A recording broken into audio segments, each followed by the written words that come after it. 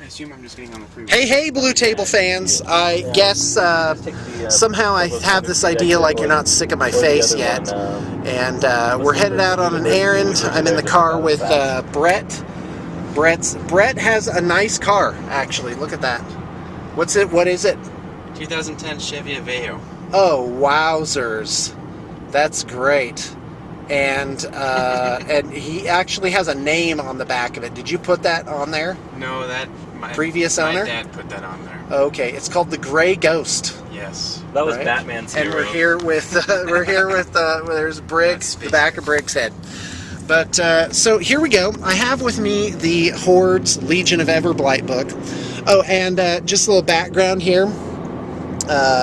Janine and Rin and I met, and we were like, we're gonna put up an insane amount of video this week, all sorts of different stuff. So yeah, it's gonna be nonstop, but we're gonna do it shorter and more focused, more specific thing. So Legion book, I just want to talk about it a little bit.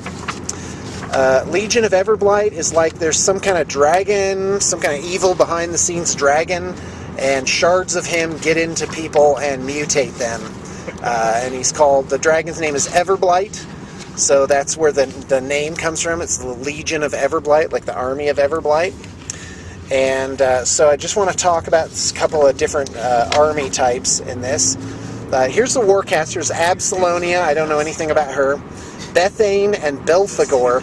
So these two, she's like the Warcaster, and he's like a bodyguard, right? But she can do this thing where they morph together and form one hideous creature. I don't really know much about them.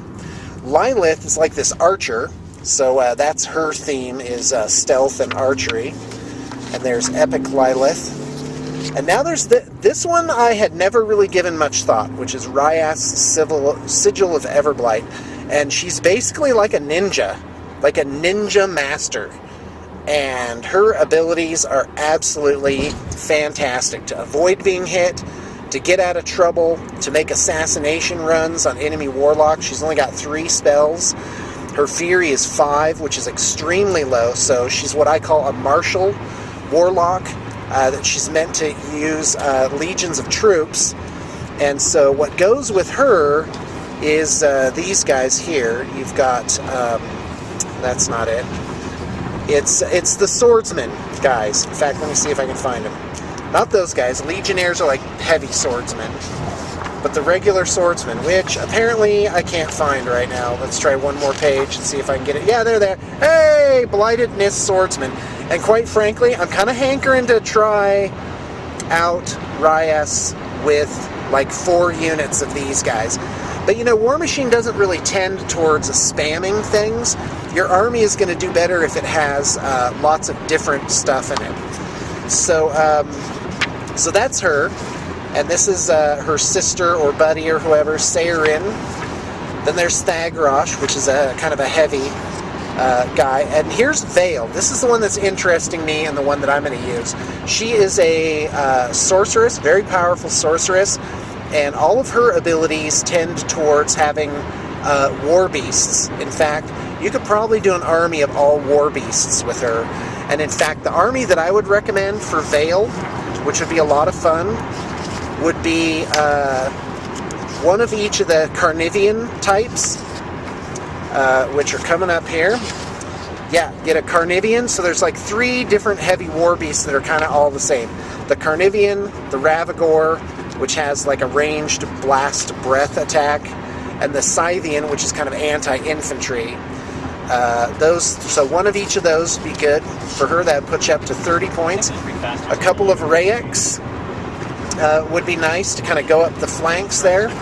And let's take a look at the solos. So in a Vale army, I'd recommend taking some Spell Martyrs. She can cast her spells through them and get better range. That's what those guys are good for. And you want a Forsaken. These guys are kind of like, they go with the War Beasts. They help them work better because they take the fury off of them and allow them basically the turn before to do more stuff. And Shepherds.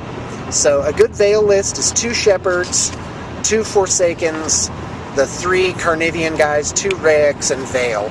and that adds up to right about 40 points.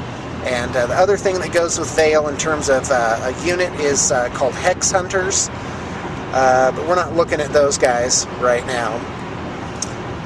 Yeah, that's just a few thoughts on the Legion book, a couple of the Warcasters, and what I would recommend as good units.